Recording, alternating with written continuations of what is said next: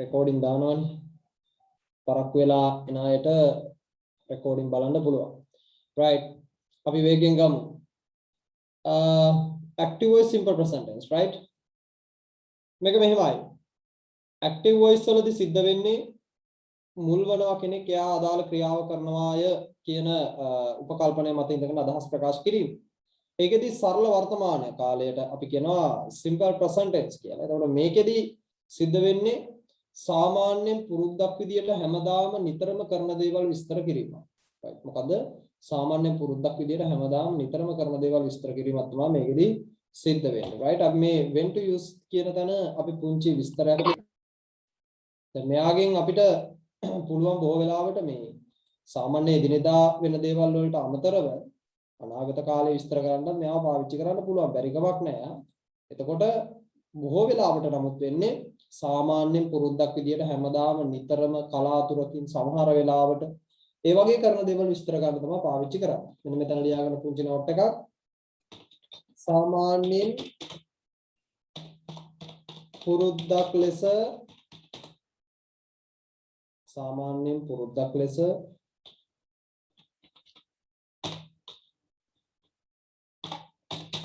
හැමදාම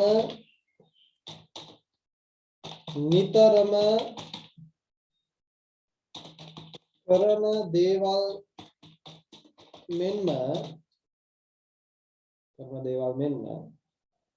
කලාතුරකින් හෝ සමහර වෙලාවට කරන දේවල් වුවද මෙමගින් විස්තර කළ හැකිය. ඉන්ෆිනිටිව් ස්වරූපෙන් තියෙන. ඉන්ෆිනිටිව් ස්වරූපෙන් අපි ක්‍රියාපදේ තියන්නේ ඔය සබ්ජෙක්ට් විදියට යෙදෙන තැනත්තා I you හෝ බහුවචන නාමපදයක් නම් තමයි අපි ක්‍රියාපද ඉන්ෆිනිටිව් වලින් තියන්නේ. ඉන්ෆිනිටිව් කියන ක්‍රියාපදේ මුල්ම අවස්ථාව. එතකොට මේ සබ්ජෙක්ට් එක I you කියන දෙන්න නැතුව ඒක වචන නාමපදයක් නම් යෙදෙන්නේ මේ ක්‍රියාපදයට s අකුරක් එකතු කරලා තමයි අපි පාවිච්චි කරන්නේ. ඒ කියන්නේ ක්‍රියාපදයට s එකතු වුණාම එයා සිංගියුලර් ෆෝම් එකක් වෙනවා. ඒ කියන්නේ ඒක වචන ක්‍රියාපදයක් බවට පත් වෙනවා. සබ්ජෙක්ට් ඒක වචන නම් ක්‍රියාපදෙත් ඒක වචන වෙනවා. එතකොට දැන් මේ s නැතිව ඉන්ෆිනිටිව් තීරුව විතරක් ඉන්න ක්‍රියාපදය තුල ඉන්නවා do කියලා උපකාර ක්‍රියාපදයක්. s එකතු වෙච්ච ගමන් එයාගේ අතුරට does යනවා. අපි ඕක පස්සේ කතා කරමු. දැන් ඕනේ නැහැ. නිකන් ඔළුවේ තියාගන්න. එතකොට මේ s එකතු කරන එක අර සබ්ජෙක්ට් එක ඒක වචන වුණොත් ක්‍රියාපදයට s එකතු කරන්නේ. s එකතු කරන්න තාවට ගියාට බෑ. ඒකට රීතීන් තුනක් තියෙනවා. ඒ රීතීන් තුන පහලින් මම දීලා තියෙනවා. ඒකත් පස්සට කතා කරමු. දැන් මොකද වෙන්නේ? වාක්‍ය නිර්මාණයේදී සබ්ජෙක්ට් එකේදීලා සබ්ජෙක්ට් එක I හෝ you ඇතුළු බහුවචන නාම ක්‍රියාපද ඉන්ෆිනිටිව් සබ්ජෙක්ට් එක ඒක වචන නාම පදයක් නම් s එකතු වෙලා ඉන්ෆිනිටිව් කෙනාව යෙදෙනවා. ඊට පස්සේ මොකද වෙන්නේ? ක්‍රියාවට හේතු වන දෙයක් ඔබ්ජෙක්ට් එක විදියට දානවා. එහෙම නැත්නම් කර්මපදය. ක්‍රියාවට හේතු වන දේ. වාක්‍ය තව ඉතුරු වෙලා තියෙන ඕනෙම දෙයක් රෙස්ට් එක විදියට දානවා ඉතිරිය. right? එතකොට මේකට අනුකූලව දැන් වාක්‍යයක් නිර්මාණය කරොත් මෙන්න බලන්න. චාතුර්යා මේ සාමාන්‍යයෙන් චාතුර්යා මෙහෙන්නේ හවස කියන එකේ සාමාන්‍යයෙන් කතාව පොඩ්ඩක් පැත්තකට දාන්න. චාතුර්යා මෙහෙන්නේ හවස. සබ්ජෙක්ට් එක කවුද? සබ්ජෙක්ට් එක චාතුර්යා. කවුද? සබ්ජෙක්ට් එක චාතුර්යා. ඊට පස්සේ ක්‍රියාපදය ඕනේ. එනවට කියන්නේ come. ඊට පස්සේ චාතුර්යා come. ඊට පස්සේ කොහෙද දෙන්නේ ඔබ්ජෙක්ට් එක here. කොයි වෙලාවට දෙන්නේ rest එක ඉතිරිය හවස in the evening. මේක හරිද මේ? වාක්‍ය හරිද?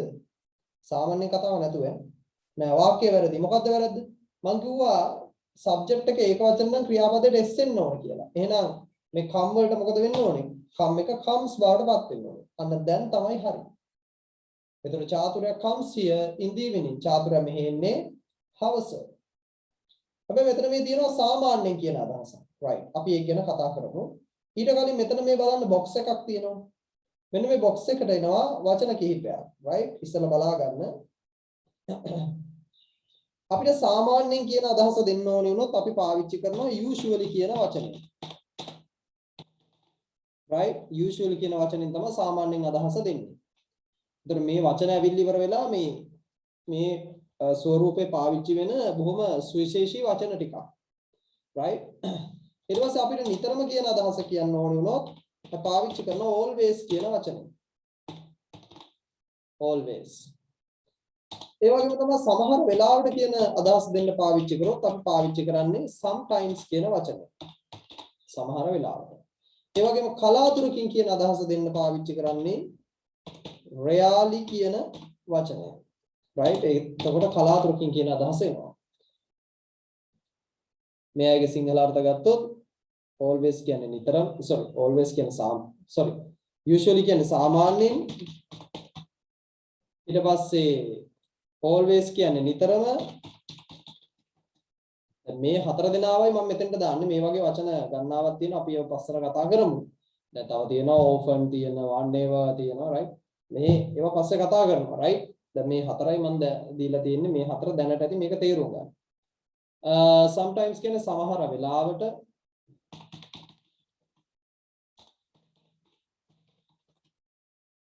rarely කියන්නේ කලාතුරකින්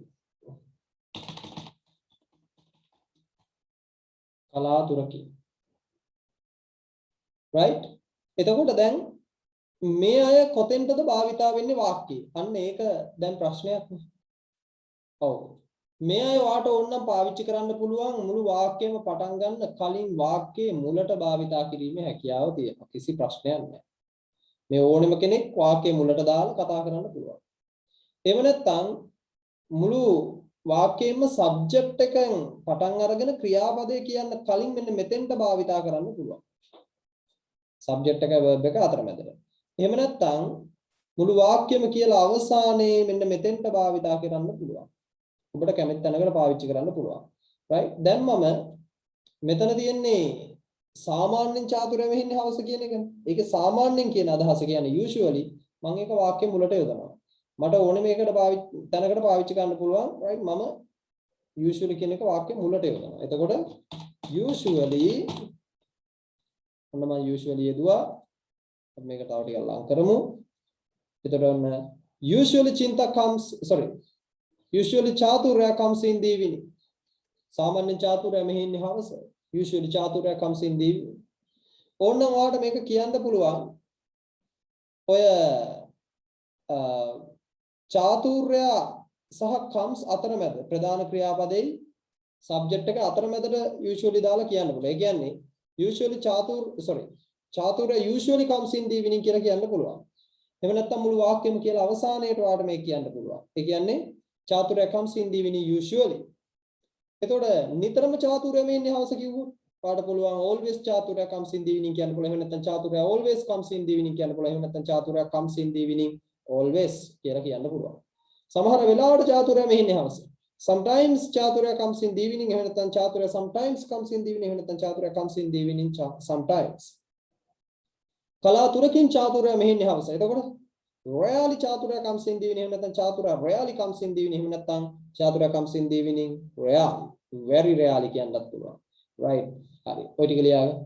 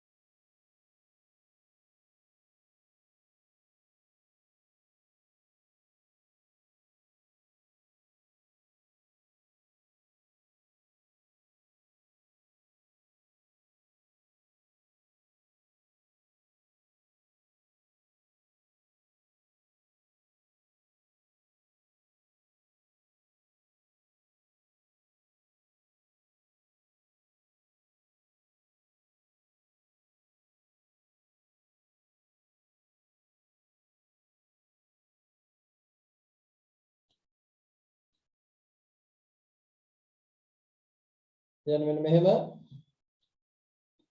යම් ක්‍රියාපදයක් අගට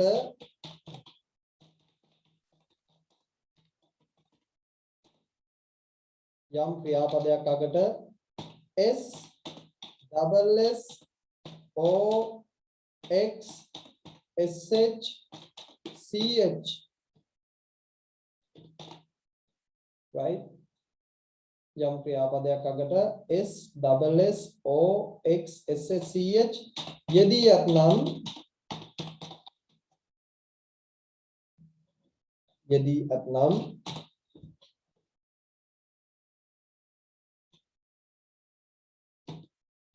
ES එකතු කළ යුතුය.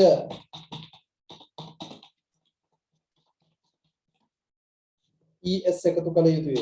ඒ කියන්නේ යම් ක්‍රියාපදයක් අගට මොන අකුරු වලින් එකක් තියෙනවා නම් අපි නිකන් S අකුර දාන්නේ නැහැ. E අකුරත් එක්ක මුසු වෙච්ච S අකුර තමයි දාන්න යන්නේ. right? දාන්න යන්නේ දාන්න ඕනේ. right? එතකොට බලන්න දැන් මම pass කියන වචනය ගත්තොත් right? ඔක මොකද වෙන්නේ? passes වෙනවා. ඊට පස්සේ මම go කියලා ගත්තොත් එහෙම go එක goes වෙන්නේ es එකතු වෙන්නේ අර මේ රීතිය නිසා. ඒ වගේම තමයි මම mix කියලා ගත්තොත් එහෙම mix කියන්නේ mix fix ඕන එකක් ගන්න පුළුවන්. mix කියන්නේ මිශ්‍ර කරනවා. එතකොට මේක mixes වෙනවා. right?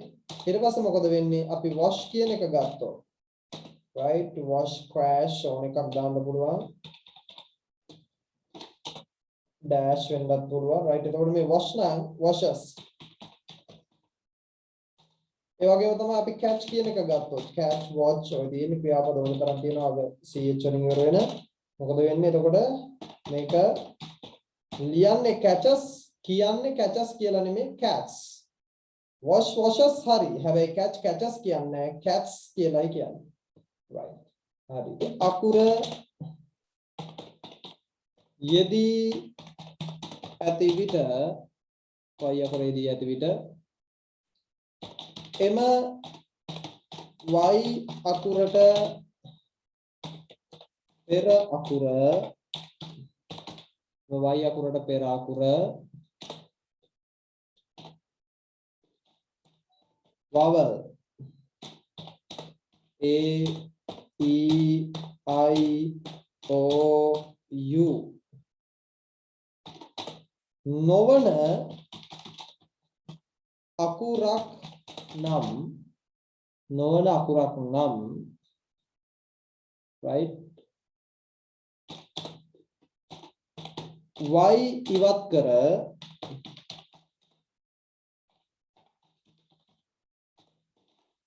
IES එකතු කරනු ලැබේ.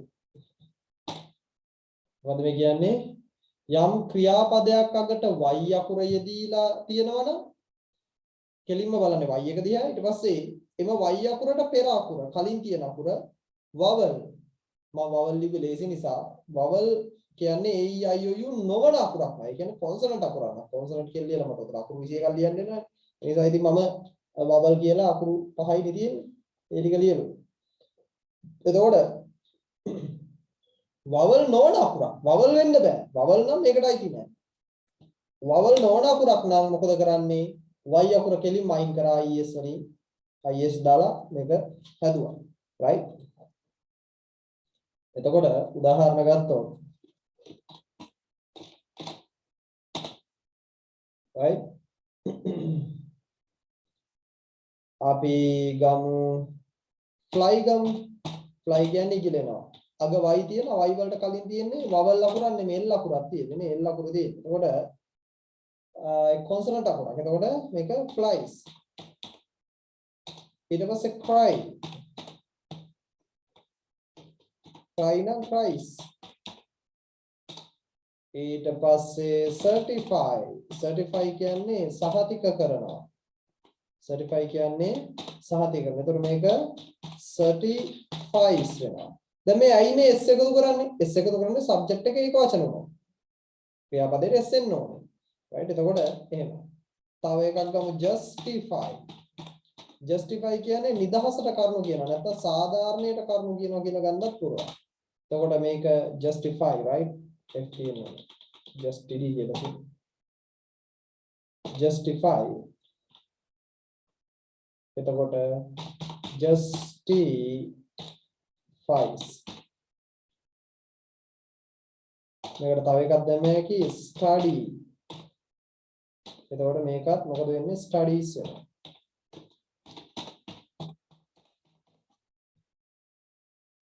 ඔක තමයි හේතුව right ලියාගන්න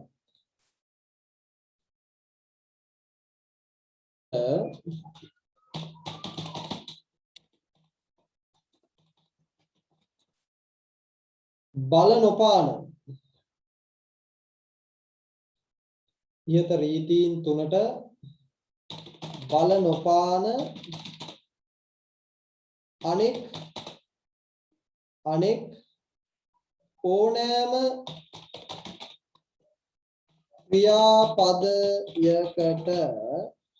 ඕනෑම ක්‍රියාපදයකට s පමණක්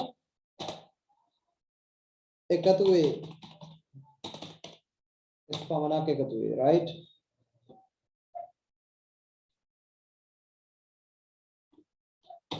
for example දැන් අපි ගමු play කියන වචනේ ගමු අග තියෙනවා y හැබැයි y වලට කලින් තියෙන vowel එකක් එහෙනම් ඉහළ නීතියට අදාළ වෙන්නේ නැහැ උඩින් තියෙන නීතියට එහෙනම් මේක s විතරයි අපි obey කියන්නේ කීකරු වෙනවා එතකොට මේක obeys බවට පත් වෙනවා right ඊට පස්සේ අපි ගත්තොත් drinks we ගත්තොත් come මේක comes s විතරයි එකතු වෙලා තියෙන්නේ put කියලා ගත්තොත් මේක puts බවට පත් වෙනවා puts right ලියාගන්න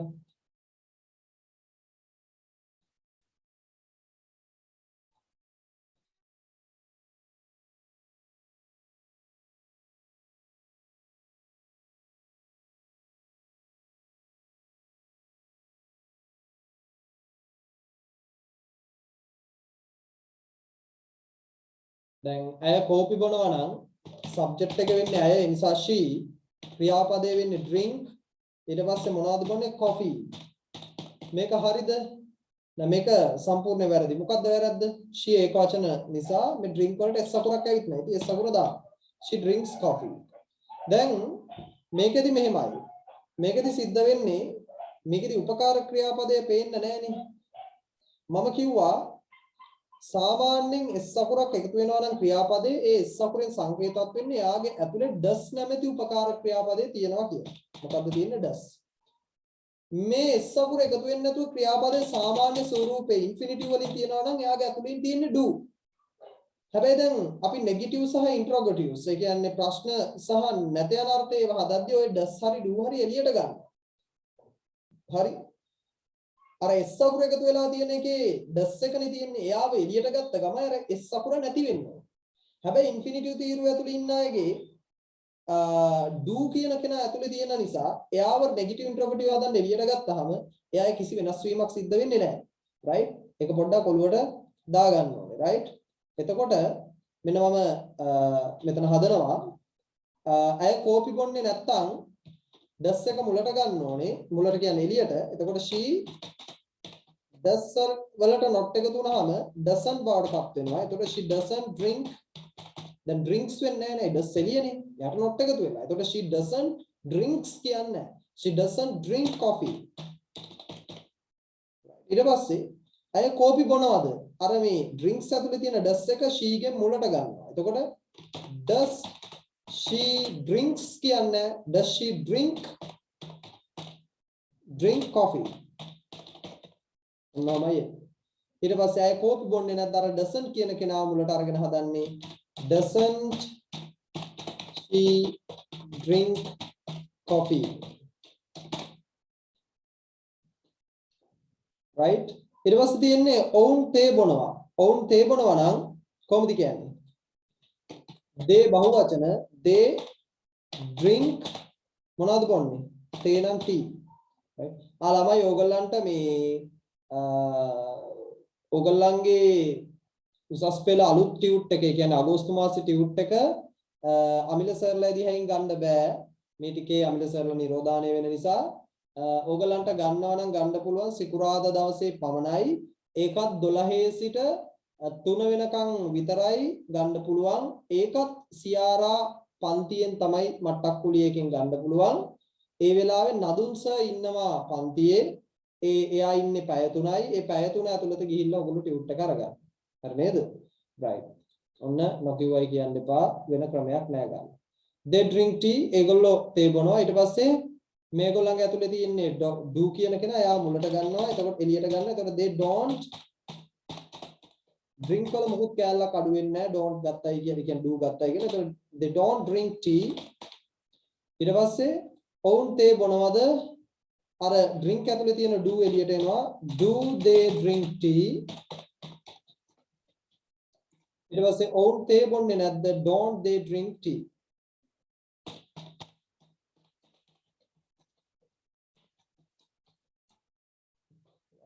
හරි ඔක හදාගන්න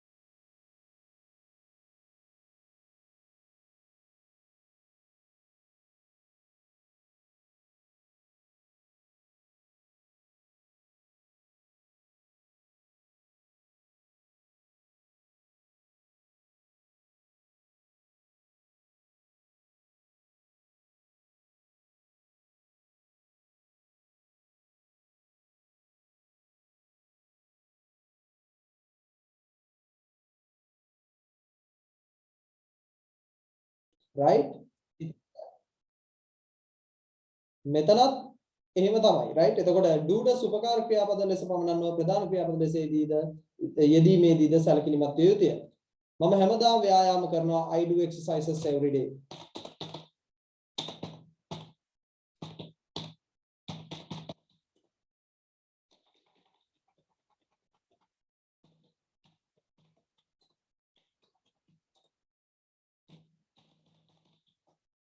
right හරි ඊළඟ තුන හදන්න ටක් ගාලා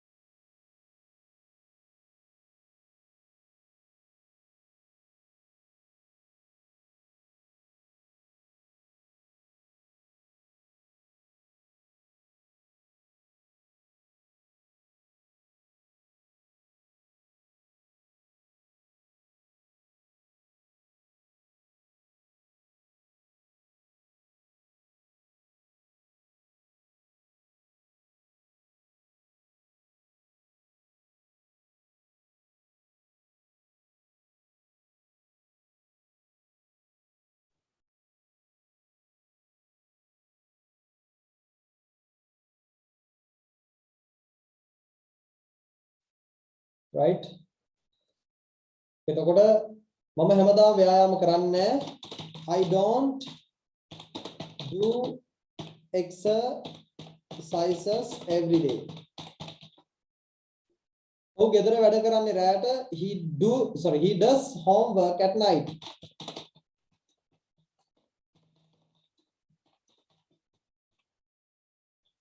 ඔහු රැට ගෙදර වැඩ කරන්නේ he doesn't do homework at night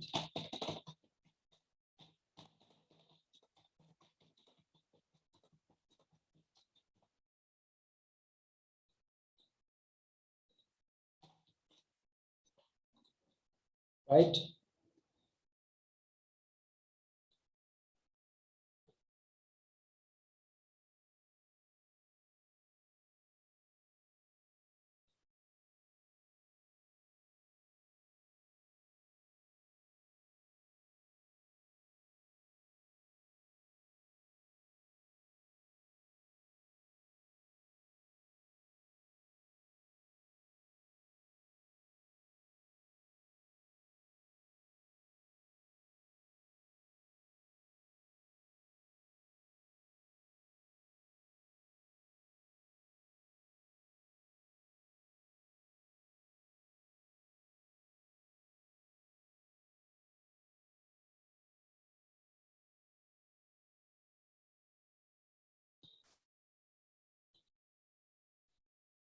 right ඊළඟ set එක බලන්න මෙම කාලයේදී always never often sometimes usually ක්‍රියා විශේෂණ බොහෝ විට භාවිතාවේ මෙම පද සාමාන්‍ය යෙදෙන්නේ හරි ඊළඟ කාරණාව කියන්න කලින් මේ always කියන එකේ තේරුම දන්නවනේ never කියන්නේ කවදාවත් නැහැ එහෙම නැත්නම් කොහෙත්ම නැහැ ලියා ගන්නකො කවදාවත් නැහැ කොහෙත්ම නැහැ often කියන්නේ බොහෝ විට sometimes usually දන්නවා හැබැයි දැන් මෙහෙමයි දැන් මම ඉස්සෙල්ලා how to construct වල always sometimes usually කියන ඒවා යෙදෙන විදිය කිව්වනේ නේ හැබැයි මෙතන never කියන කෙනා යොදන්න පුළුවන් ක්‍රියාපදේ subject එකේ අතරමැද විතරයි never කියන කෙනා ඇරෙන්න අනිත් සේරම අය අර මං how to construct වල පෙන්නලා දීලා තියෙන system එකට ඒ තැන් තුනටම යොදන්න පුළුවන් හරි ඒක තමයි මම දැන් මේ පෙන්නට පොඩි note එකක් දෙන්න යන්නේ right එතකොට මෙම කාලයේදී always never often sometimes question බොහෝ විට භාවිතාවේ මෙම පද සාමාන්‍ය දෙන්නේ ඉහත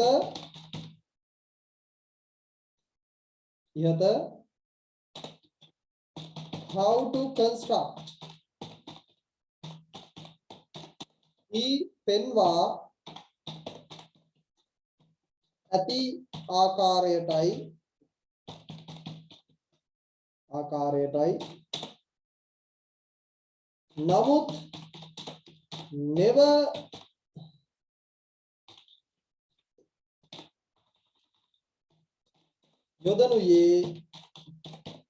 නමුත් never යොදනුයේ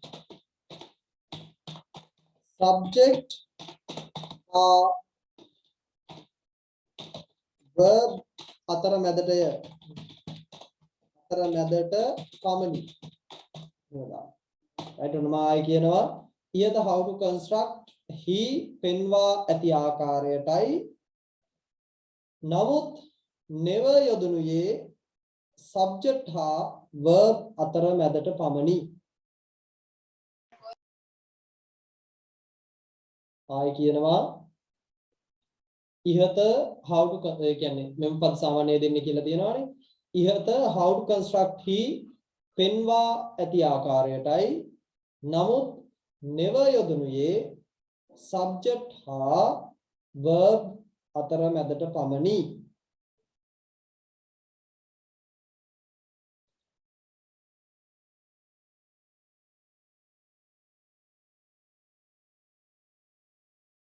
එහෙනම් මකුවා මේක මෙතන තියෙනවා වාක්‍ය 18 ඉඳන් 25ට වෙනකන් ඔය වාක්‍ය සෙට් එක හදන්න මෙතනින් එහාට අපි ලබන සතියේ සාකච්ඡා කරමු right 18 ඉඳන් 25ට වෙනවා වාක්‍ය ටික හදන්න ලබන සතියේ අවශ්‍ය වුණොත් මේ ටියුට් එකම අවසන් කරන්න බලාපොරොත්තු වෙනවා හරි ඒ නිසා ඔයගලන්ට හෙට ගිහිල්ලා ටියුට්ස් අරගන්න පුළුවන් කෝස් එකේ ටියුට්ස් තාම තිබ්බේ නැහැ right අනිත් ටියුට්ස් අරගන්න පුළුවන් right හරි ඒ කියන්නේ 20 ටියුට් එක that's all for today. Until we meet again, may the Triple Game bless you and may God bless you. Good night.